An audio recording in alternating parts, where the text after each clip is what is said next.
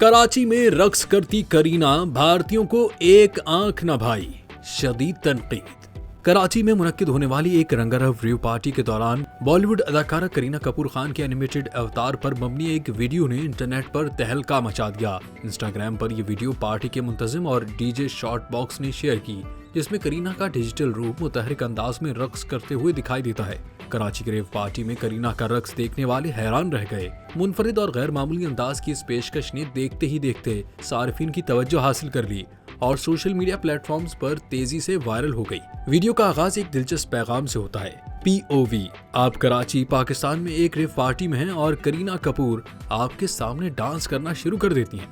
उसके बाद स्क्रीन पर करीना कपूर का एक एनिमेटेड अवतार नमूदार होता है, जो मगरबी लिबास में मलबूस पोनी टेल बांधे तेज म्यूजिक की धुन पर पुरजोश अंदाज में रक्स करता है।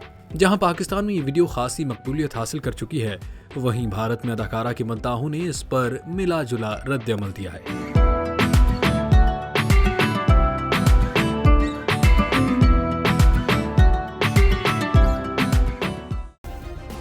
सब्सक्राइब करें और बेल दबाएं ताकि कोई खबर रह न जाए।